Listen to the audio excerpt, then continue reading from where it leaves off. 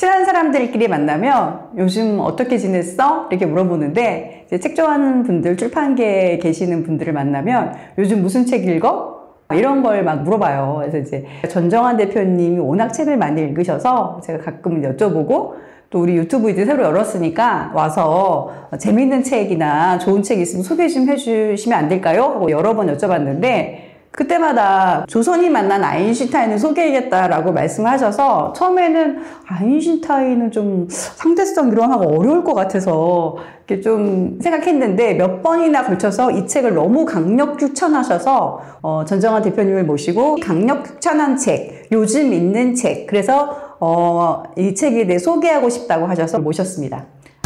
안녕하세요, 전 대표님. 네, 안녕하세요. 그동안 잘 지내시고요? 네. 더운데 어떻게? 뭐 올림픽을 보면서. 그쵸. 지금 올림픽에 가서 갑자기 우리나라가 총, 칼, 화살 엄청 잘하니까 되게 으쓱하더라고요. 조선이 만난 아인슈타인 책을 추천하셨는데 이게 왜 추천하신 건지? 네. 제가 얼마 전에 서대문 형무소 기념관, 네. 기념관 있잖아요. 거기를 제 친구들이랑 갔었어요. 구경을 쭉 하면서 보다 보니까 뭔가 좀 아쉬운 거예요. 그리고 아쉬운 점은 독립문이 만들어진 게 어떤 그 당시의 맥락이 있는데 우리가 잘 알고 있나?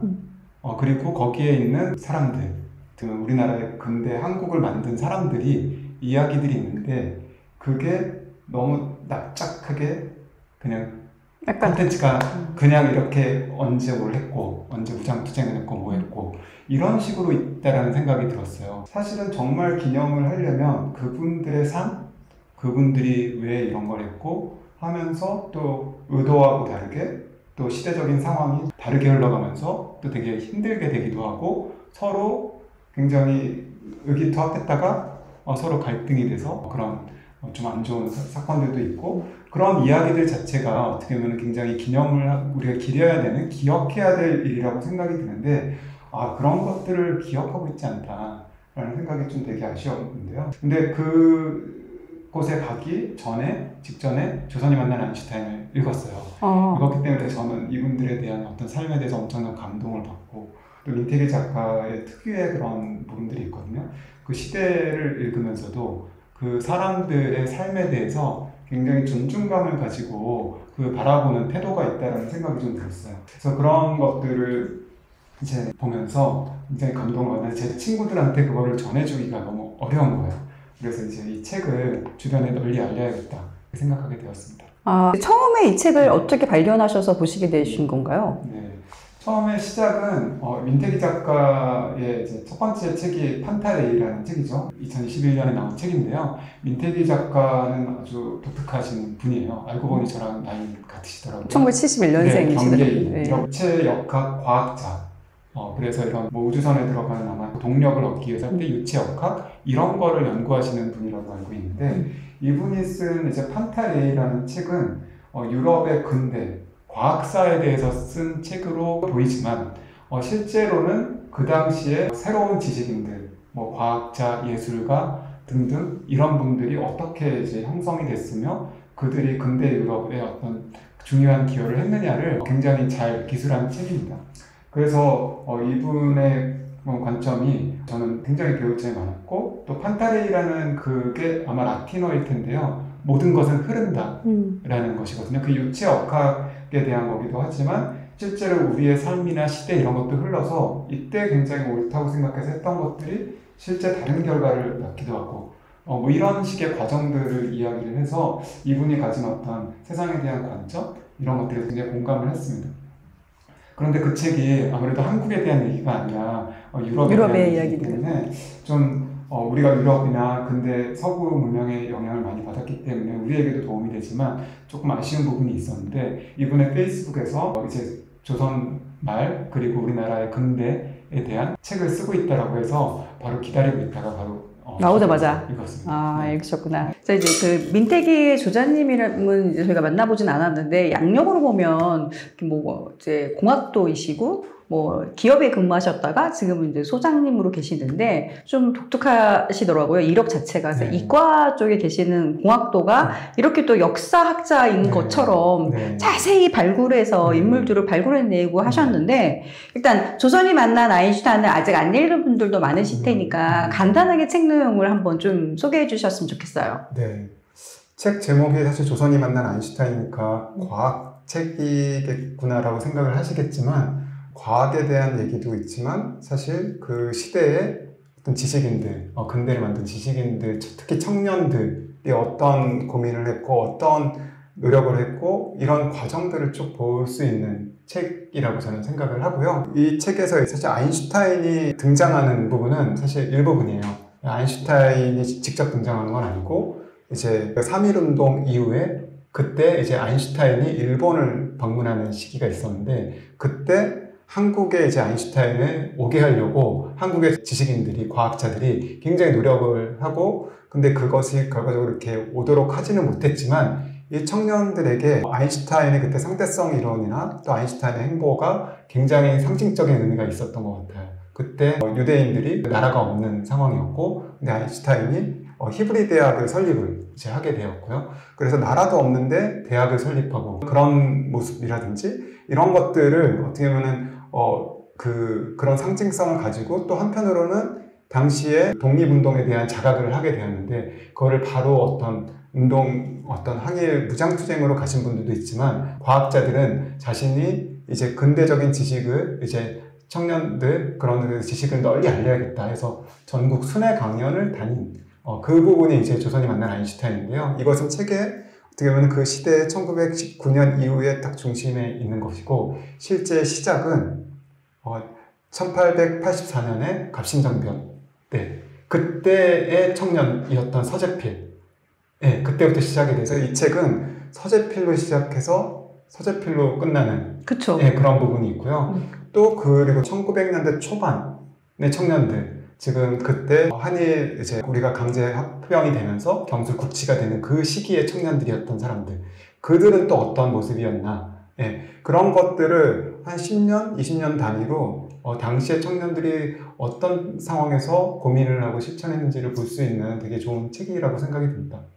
사실 저는 전 대표님께서 이 책을 추천해 주시기 전에 저희가 이제 대전환기라는 책을 냈어요. 1000페이지가 넘는 벽돌책인데 그 안에 왜 근대혁명기에 한국과 중국과 일본이 각자 같은 시기에 어떤 다른 선택을 해서 일본은 선진국이 되고 조선은 나라를 빼앗기고 또 중국도 엄청난 어려움을 겪게 되는 이제 그때 근대혁명기를 다룬 책을 봤는데 그 다음에 저희가 뒤에 그 일본의 자본주의 설계자인 시부사와 H의 책을 읽었어요. 이제 그런 책을 읽고 나서 느끼는 점은 아니 이렇게 그 일본의 그 시기에 어떤 변혁기에 굉장히 많은 젊은이들이 나라를 개혁하거나 선진국으로 만들기 위해서 부단한 노력을 기울이고 그리고 뭐 파리 대회를 나가고 파리 박물관을 나가거나 아니면은 이와쿠라 사절단이라 해서 유럽을 순방하거나 그래서 다 배울 것을 배워오는데 그때 우리 한국의 조선의 젊은이들은 무엇을 하고 있었나? 그럼 이제 기존에 알고 있던 생각은 이제 우리가 역사 교육에서는 갑신정변의 실패 이후로 쭉 45년 해방될 때까지 우리 힘으로 한 게 별로 없는 무기력한 아니면은 식민지 굴종과 굴욕을 당해야 했던 그런 상황으로만 이해를 했어요. 근데 이제 제가 이 책을 읽고 나서는 굉장히 깜짝 놀랐죠. 그 시기에 식민지의 청년들이 아닌 엄청난 기계와 엄청난 헌신과 엄청난 열정, 그리고 천재적인 그 젊은이들이 전 세계를 거기 그 조그만 한반도라는 조그만 곳에 묻혀 있었던 게 아니라 전 세계를 막 종횡무진 한 번도 가보지 않은 곳을 그냥 혈혈단신으로 가서 배워와서 내 조국을 구하겠다는 일념하에 전 세계를 돌아다닌 거예요. 그래서 이런 박진감 넘치는 조선의 젊은이들이 있었구나. 이렇게 기계 넘치고 전혀 굴하지 않았던 젊은이들이 1900년대에 있었구나라고 생각을 했고요. 사실 독립도 몰랐다가 광복이 된 걸 알았다라는데 이 책에 보면은 다 알고 있었다 지식인들은. 그래서 광복 이후를 준비하고 있었다라는 그러니까 우리가 잘 몰랐던 사실들을 굉장히 많이 알려주고 있더라고요. 저는 이 책의 출발점이 1884년 갑신정변 실패 이후에 11년이 지나서 1895년 12월 25일 서재필이 다시 조선에 돌아온 시점부터 쭉 흘러가다가, 그러니까 이제 결국은 갑신정변부터 시작하는 것이라고, 실패로부터 출발해서 그 실패한 사람이 도망쳤다가 다시 돌아와서 자기의 실패를 다시 회복하려고 하잖아요. 나라를 회복하려고 하고, 국권을 회복하려고 하고, 나라를 잘 사는 나라로 만들려고 부단한 노력을 기울이다가 맨 마지막에 6.25 전쟁 중인 1951년에 이제 서재필의 죽음으로 끝났는데, 그때 이제 미국인 친구가 잘 됐다. 차라리 이런 고통으로부터 나는 안도했다. 그가 고통으로부터 이제서야 벗어났구나. 라고 그 말을 하면서 눈물을 흘리면서 그 서재필의 죽음을 기억하더라고요. 그러니까 미국인 친구가 눈물을 흘렸을 정도로 그 한평생이 굉장히 고단한 인생을 살았는데도 불구하고 전혀 굴하지 않고, 그리고 그가 서재필이 한 명의 어떤 개혁가가 와서 사람들을 만나서 개몽시켰는데 그 개몽한 윤치호가, 개몽한 누가 계속 영향을 받아가지고 그 사회를 뜨겁게 끌어오르게 했던 에너지를 만들었던 것 같아요. 그래서 그 영양, 누구는 누구와 연결되고, 누구는 누구와 연결되고 해서 이 안에 역사라는 거대한 강물줄기 안에서 흘러가면서 나름대로의 자기 역할들과 자기 일들을 했던 그 젊은이들을 만났던 것 같아서 저는 이 책을 읽고 나서 힘을 얻고 그렇죠. 용기를 얻고 이럴 때가 아니다. 무기력한 게 아니다. 정말 우리 대한민국 대단한 걸? 이렇게 느끼는 그런 마음을 얻었어요. 그렇죠. 대표님은 이 안에서 어떤 인물이 가장 흥미로우셨어요? 서재필도 일단 당연히 여기 거의 주인공이나 다름없다고 생각을 했고요. 왜냐면 서재필이 19살 때 갑신정변에 이제 그걸 했다가 그 가족이 완전히 다 풍지박산이잖아요. 또 뭐 자살하는 사람도 있고 완전히 굶어 죽고 그 상태에서 호롤단신으로 미국으로 왔는데 워낙 천재적인 사람들이어서 거기서 공부를 해가지고 의학 박사가 되고 그리고선 이제 명문가랑 결혼해서 이제 그런 시작이 되잖아요.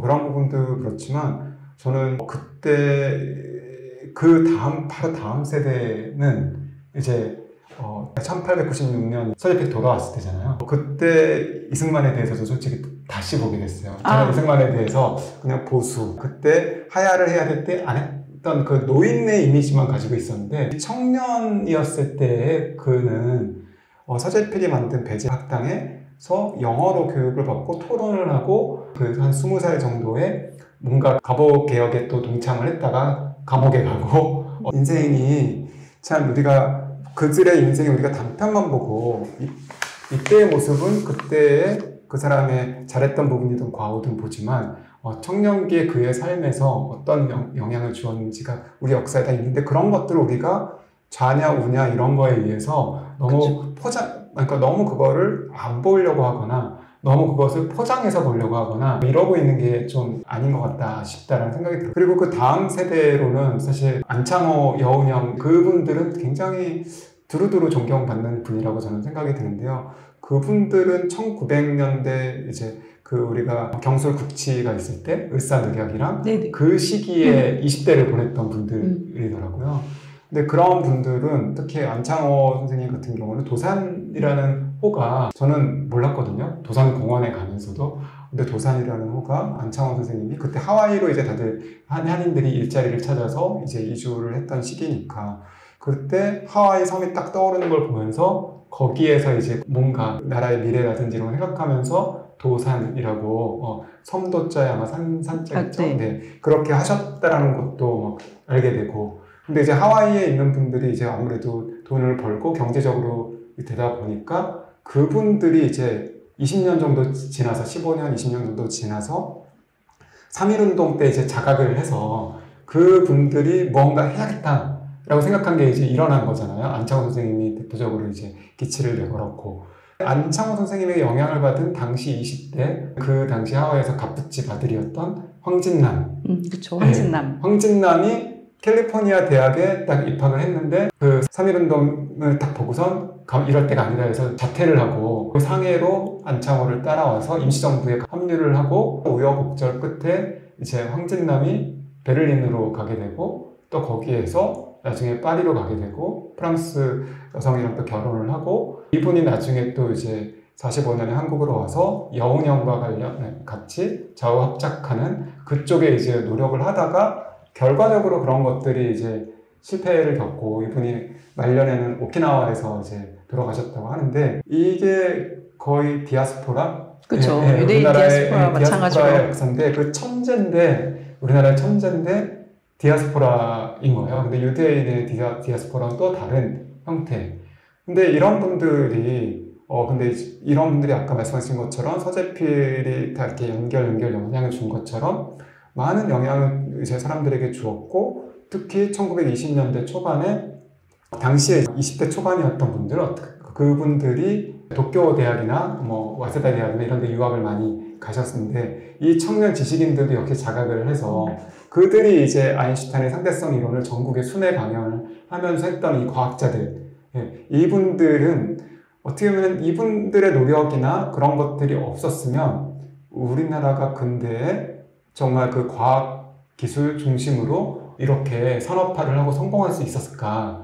그래서 어떻게 보면 정치적인 독립운동, 뭐 무장투쟁 이런 것만 우리가 상해 임시정부만 기억하고 있었는데 실제 그런 근대 지식인이 되면서도 그 독립을 해야겠다, 독립운동을 하겠다고 했던 분들이 정말 많았고 그런 분들을 이 책을 통해서 기억할 수 있어서 다행이라고 생각을 했습니다. 근데 저는 이제 이 책을 읽고 나서 역사학계에서 많은 분들께서 1884년부터 1945년까지 그리고 그 해방 이후의 일들의 역사에 대해서 좀 더 자세히 많이 발굴해서 인물들 좀 알려주셨으면 좋겠는데 남북 문제나 이데올로기 문제 때문에 많은 분들이 묻혀서 제대로 조명받지 못하고 이제 그걸 한번 통합하거나 아니면 아직 발굴되지 않은 뭐 친일 문제 이런 문제들이 미묘하게 엮여 있어서 안 밝혀지거나 그냥 묻고 가기도 하고 뭐 공산주의와 연결되어 있으니 안 하기도 하고 이러는데 좀 한번 복원해서 이제 다 같이 한번 얘기를 해봐야 될 때가 되지 않았나 이제 그런 생각이 들고 그래서 이제 저는 이제 이 책을 읽었을 때 이제 민태기 박사님이 이제 뭐 책도 보고 약간 유튜브도 보고 강연을 보니까 1950년대에 우리가 이디오피아나 베트남보다 못 살았는데 어떻게 지금 세계 경제 10위 경제대국이 될 수 있었는가? 그 숨은 힘! 숨은 힘이 어딘 도대체 한국 사람은 뭐야? 할 때 그 한국인이란 사람의 저력이 뭔가를 저 이 책을 보면서 되게 느꼈어요. 얘 한국인이 이렇지. 맞아. 우리가 이런 사람들이었구나. 라는 생각을 굉장히 많이 했는데, 갑신정변이 성공했다면, 마치 메이지 유신이 성공한 것처럼 갑신정변이 성공했다면, 우리가 개화를 좀 더 일찍 받아들이고, 나라를 빼앗기지 않는 것까지 갈 수 있었을까? 라는 만약에 라는 걸 가질 수 있는데, 갑신정변에 실패했어요. 실패한 주역들이 다 흩어진 거잖아요. 그중 대표적인 인물이 서재필. 근데 이제 그때 실패했을 때 많은 사람들이 생각했던 거가 우리가 과학을 몰랐다. 왜냐면 무기가 오고 첨단 기술로 와서 우리를 공격한 거잖아요. 현대식 무기와 과학 기술로 사실은 침탈당한 거기 때문에 또 조선인들이 맨날 선비로 달달달 유교를 외우고 유교에 맞춰 살다가 과학 기술 문명의 발달로 가지고 와서 우리를 딱 제압당했을 때의 절박함은 과학이다. 근데 지금 과학을 해야 돼. 근데 과학을 못했어. 그럼 빨리 당장 과학을 해야 돼. 라는 그런 어떤 엄청난 각성과 엄청난 계기가 모든 사람이 갑자기 막 이광수도 과학을 공부하고 상대성 이론을 공부하고 양자역학을 공부하고 수학을 공부해야 돼 해서 이제 아인슈타인을 만나러 가기까지 하고 또 아인슈타인이 일본에서만 전국 순회를 하고 돌아갔을 때 그걸 본 3명의 한국의 천재들이 그거를 우리나라에 전파해야 되겠다. 아인슈타인이 일본에서 어떻게 강의했는지를 내가 딱 똑똑히 들었고 내가 그 이론을 아니까 우리나라에 와서도 그거를 정부에 가서 알려야 되겠다. 비록 아인슈타인이 못 왔다면 내가 아인슈타인의 생각을 조선인에게 전달하겠다는 사명감을 가지고 온 거잖아요. 그래서 전국을 순회하잖아요. 근데 그때 교육이라는 게 없었고 사실 교육 학교가 없었는데 막 700명씩 모이고 500명씩 모여서 모르는 말을 받아 적었다잖아요.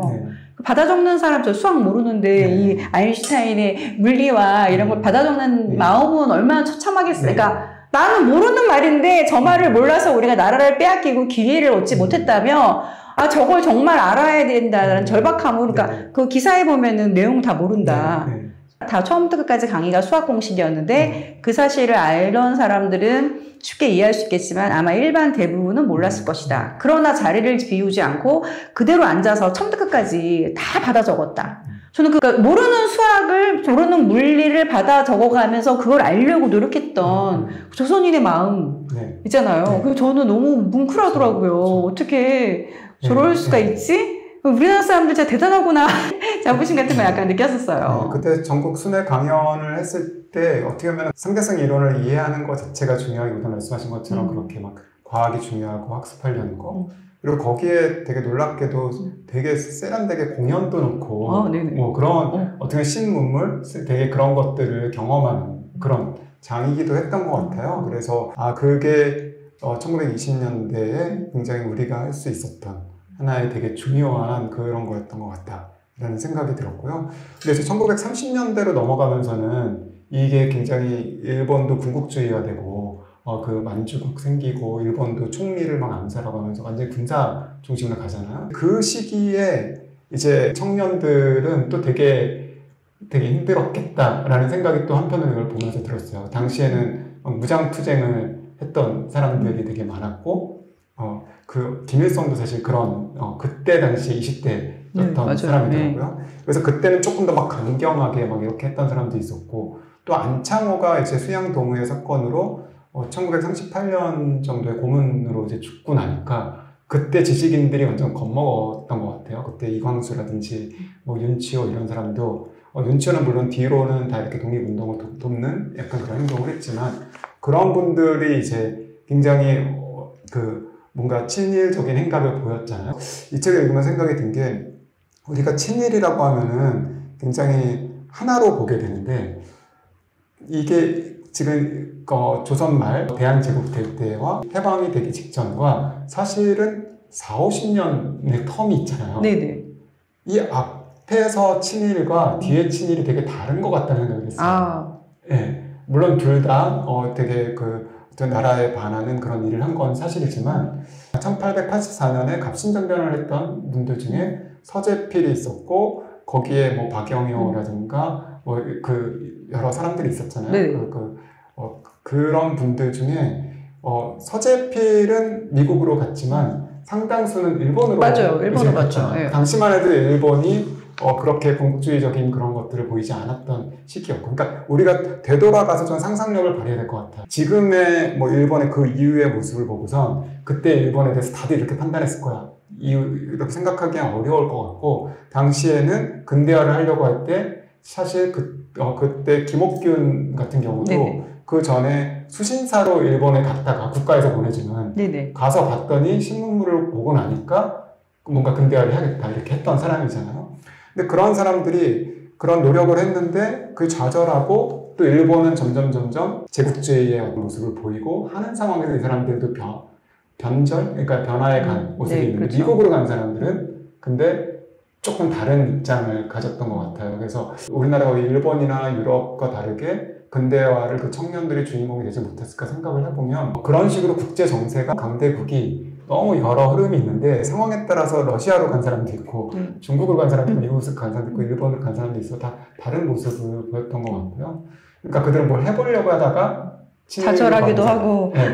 근데 1930년대 후반에서 40년대에 친일을 했던 사람은 그 사람들은 완전히 두려워가지고 비자발적으로 자신의 그런 존엄성을 포기하고 그냥 친일한 사람들 아닐까 같아요. 이 책에서 또 중요한 분이 우장춘 박사. 그렇죠, 우장춘 박사. 우리나라는 우장춘 박사 하면 씨 없는 수박으로 기억하고 있는데요. 근데 사실 씨 없는 수박은 그렇게 이분에게 중요한 건 아니라고 하더라고요.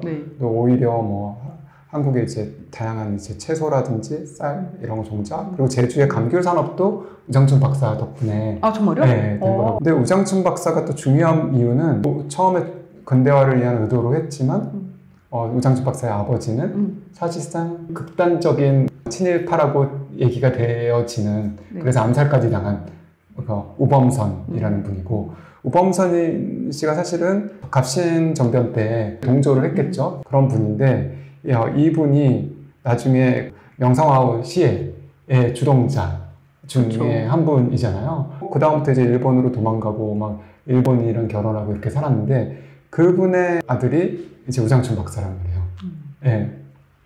근데 우장춘 박사가 아마 1900년대 초반 그 황진남 같은 분이랑 이제 비슷한 그런 시대인데 그 시대에 태어나서 일본에서 굉장히 뛰어난 종자 관련한 연구자로 세계적인 연구자가 되었는데 이분이 어떤 우연한 기회에 그런 아마 조선 유학생이나 이런 사람하고도 어울리고 또 당시에 이제 김철수라는 이제 사회주의자하고도 어울리고 하면서 민족에 대한 자각의식 그리고 아마 그렇게 이분이 얘기를 한 적이 있는지 모르겠어요. 아버지에 대한 약간 그런 양가적인 감정도 있었을 것 같아요. 한국에 대해서 뭔가 본인이 기여를 해야겠다라고 생각을 하신 것 같아요.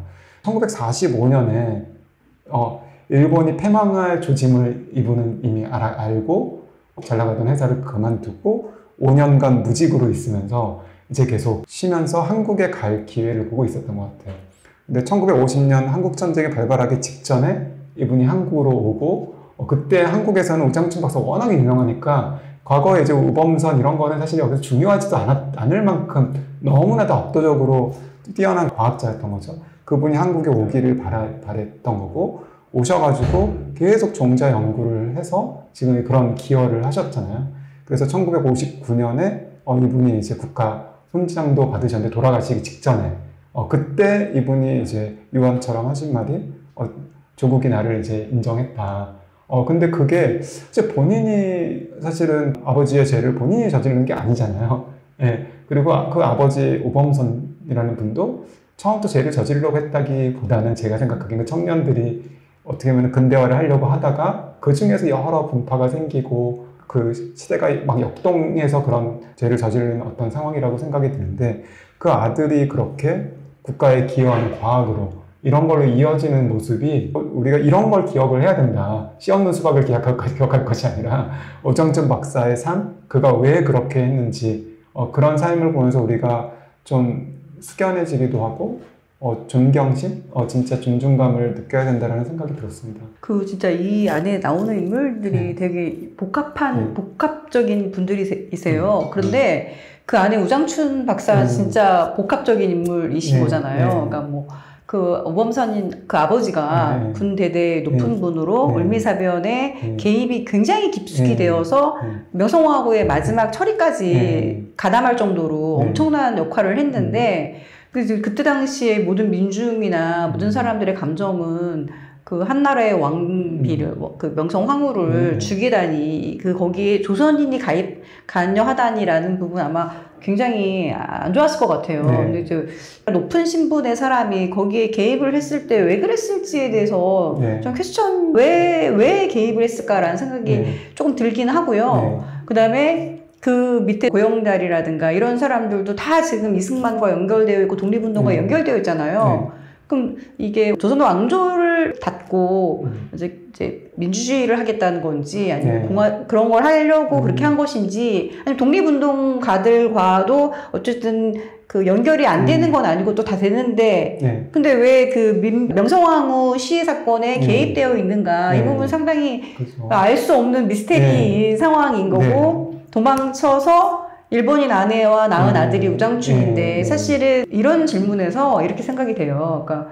친일파의 자손들은 계속 숨어 지내야 되는가? 친일파의 자손들도 뭔가 다른 일을 해서 극복할 수 있지 않았나? 그런데 대표적인 친일파라고 불리는 우장춘, 그러니까 아버지가 한 일을 그 아들이 남원 조국을 위해 뼈를 7세 묻겠다 하고 와서 그 6.25 전쟁이 딱 일어났는데 눈 하나 깜짝 안 하고 육정 연구에 매달려서 어쨌든 식량난이나 아니면 먹는 것과 관계된 부분을 해서 하겠다라는 의식을 가지고 하신 거잖아요. 그래서 제가 아까 조선 말의 그 친일은 좀 다르게 봐야 된다라고 생각을 했던 게 어떻게 보면은 일본은 메이지 유신을 할 때가 이제 메이지 유신이 완성된 게 1868년이잖아요. 근데 그 전에 이미 몇백 년 전부터 그 조슈번이랑 사스마번을 중심으로 네덜란드랑 교역이 있었고 그때 근대 지식을 배워서 성장한 세대들이 있었던 거고 그들이 이제 서구의 그런 침략이나 이런 것들을 보면서 거꾸로 그걸 배우고 천황을 이제 중심으로 해가지고 이제 한 거잖아요, 근대화를. 근데 일본은 약간 봉건주의였기 때문에 그런 식으로 외곽에 있는 데 세력이 뭔가 이걸 통합하면서 국가를 어떻게 보면 강력하게 통합을 했던 것 같아요.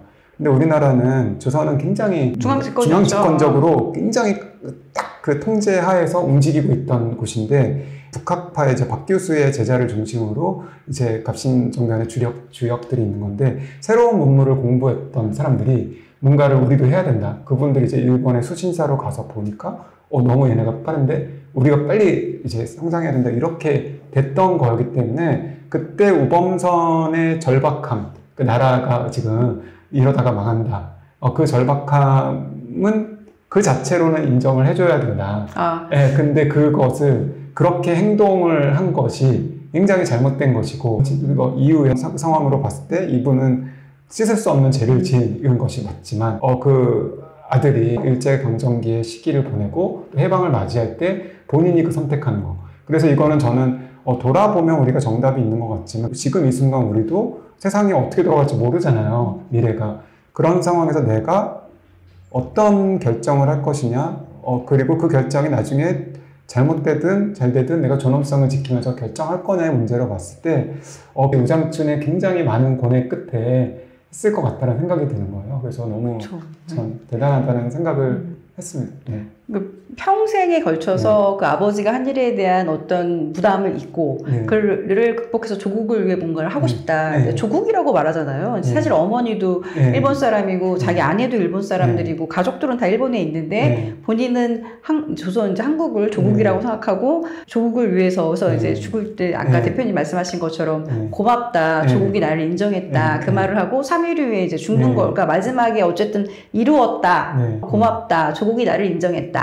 그러고 나서 이제 죽는 거잖아요. 그래서 우장춘의 삶도 굉장히 어떤 그런 장엄함을 주는 그런 느낌을 되게 많이 받았어요. 저는 한 분 한 분 다 보면은 당시에 이제 뭐 30년대 초반, 20년대부터 30년대 이제 무장 투쟁을 하신 분들 중에서도 좌우가 뭐 대립하고 이제 김구 같은 이제 존경받는 분도 당시에 이제 오해를 해서 뭐 이렇게 부하 직원을 죽이기도 하고 어떤 그런 자금 문제 이런 것 때문에 그런 식의 상황들을 보면서 정말 이게 굉장히 참 그분들 하나하나 그때 당시에는 공산주의가 이렇게 될 줄 몰랐을 거잖아요. 스탈린이 중심으로 될지 몰랐을 거고 당시에는 국가를 초월해서 뭔가 새로운 그 진짜 다 같이 잘 사는 혁신을 할 거라고 믿었던 분들이 뛰어들었는데 하다 보니까 스탈린이 나타나고 또 김일성 독재로 가고 이런 모습을 이제 겪으면서 누구는 이제 과학자가 김일성 종합대학 그쪽에 가서 이제 기여를 하고 그러니까 한국의 그 과학자 지식인들도 둘로 나눠서 일부는 남한에서 만들고 일부는 북한으로 갔던 이런 상황들을 보면서 그게 이렇게 했으니까 이분은 지금 우리의 반역자다 이런 너무 이렇게 평면적인 시선으로 절대 볼 수 없다. 이 사람들의 삶, 그들의 그 순간의 그때 맥락에서의 어떤 결정, 그리고 시대가 우리가 원하는 대로 흘러가지 않았을 때 오는, 이제 이런 것들을 이제는 다 기억해도 될 것 같아요. 왜냐하면 우리 윗세대들은 다 이해관계가 걸려있고, 그게 우리 사회의 어떤 문제하고 걸려있지만, 지금 20대들만 해도 그런 거 아무런 관심도 없고, 본인은 이제 또 우리가 선진국이라는 자신감이 있기 때문에 그런 것들을 기억하고, 너무 훌륭하다, 되게 흥미롭다, 이러면서 자기의 삶에 또 적용하면서 생각할 수 있는 세대가 등장하고 있다고 생각이 들거든요. 그래서 이제는 그런 정말 100년 전 역사를 우리는 사람들에 대한 것들을 다 기억했으면 좋겠어요.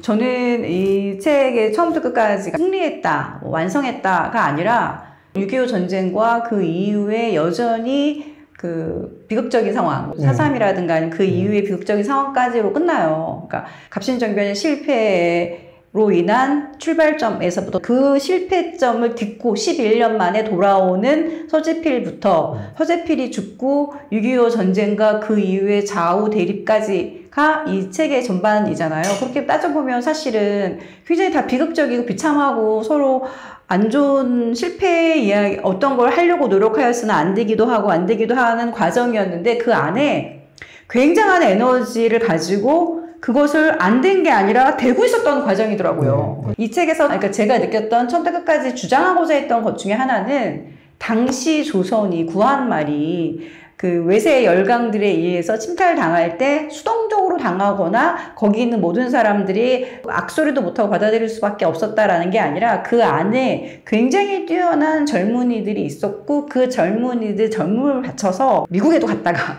베를린도 갔다가 러시아의 코민테른에 가서 태극기를 휘두르기도 하고 뭐 그런 여러 가지 일들을 하잖아요. 뭐 레닌을 만나서 자금을 받아오기도 하고 가서 협상도 하고 이제 이 책에서 가장 좀 되게 놀랐던 거는 호치민이 미국으로 갔다가 미국에서 독립운동을 하고 있는 한국인들을 보고 가마 감동을 받아서 본인이 파리대에 가서 파리 강화대에 가서 베트남의 독립을 요구하잖아요. 그래서 저 사람 누구야? 그랬더니 저 사람이 나중에 그 유명한 정말 흠잡을 데가 없는 위대한 인간인 호치민인 거잖아요. 그러니까 그 호치민에게도 한국인 젊은이들이 영향을 미쳤다는 거예요. 그리고 그 아인슈타인을 만나러 가고 조카를 만나고 아인슈타인을 만나고 또 뭐 그래서 양자역학을 공부하고 전 국민이 막 열풍을 일으키고 막 과학을 합시다. 여기 있는 분들이 글로벌 열광들과 그 세계사의 한복판에 주인공으로 같이 있었다. 엑스트라가 아니라 주인공으로 같이 뛰었다라는 거를 저는 이 책을 보면서 되게 많이 느꼈어요. 그래서 뭐 박진순 같은 사람이 그 코민테른에 모두 빨간 국기를 휘두르고 있을 때 혼자서 태극기를 들고 있었고 그 태극기를 들고 있던 장면이 화가가 그림을 그려서 남겨지는 거. 나중에 박진순은 어떻게 된 거야 했더니 스탈린에 수청당했더라고. 총살당했는데 태극기를 가서 그 많은 전 세계 사람들 앞에서 태극기를 흔들었던 사람도 인생이 총살을 당하는 그런 비극적인 삶이었지만 그러나 되게 자기의 삶을 충실히 열심히 살았다. 막 그런 생각이 드니까 되게 벅차다는 느낌. 그리고 우리나라가 다른 사람들에게도 굉장히 영향을 많이 미치고 서로 상해해서 또 중국 공산당과 일본 공산당보다 먼저 한국 공산당이 만들어져서 영향을 미치고 선진적으로 일들을 하고 그러니까 우리 식민지였지만 절대 우리는 엑스트라가 아니었고 우리는 서구 그 많은 글로벌한 사람들과 어깨를 나란히 하고 같이 뛰어다니는 주인공이었어 우리도 라고 얘기해주고 싶었던 그게 저 이 책에서 되게 느꼈습니다. 네, 맞습니다. 저는 저자의 관점과 세상에 대한 그 관점, 태도가 굉장히 중요하게 배울 점이 있는 것 같아요. 이렇게 사실 모든 게 다 연결돼 있고 식민지 한국이었지만 다 세계랑 연결돼 있고 말씀하신 것처럼 다 역동적으로 이런 관계가 있었고 전작의 판타레이의 제목처럼 모든 것은 흐른다. 그 시대에는 이런 상황이어서 또 이런 활동들을 했지만 또 시간이 지나면서 또 달라지기도 하고 그게 연결돼서 그게 영향을 미치기도 하고 이런 것들을 그 복잡 적은 이 상황들을 우리가 보면서 나의 삶에서 지금 어떤 결정을 하고 어떻게 살아갈 것이냐 다른 사람에 대해서 어떻게 대할 것이냐 이런 것을 생각하게 하는 책이라는 생각이 그 마지막에 뭐 서재필 이제 박사가 다시 한국에 오고 여운형 남북 합작을 하기 위해서 노력하고 서재필 박사가 자기가 이제 키웠던 이승만이 마지막에 남북 통일을 하지 않고 이제 남한 정부를 수립하는 것에 대해서 하지 않게 하려고 합작하기 위해서 굉장히 많은 분들이 노력을 기울였는데 그렇게 되지 못했던 아쉬운 부분이 이제 마지막에 남아 있어요. 그래서 그것도 굉장히 좀 슬프다는 생각이 들더라고요.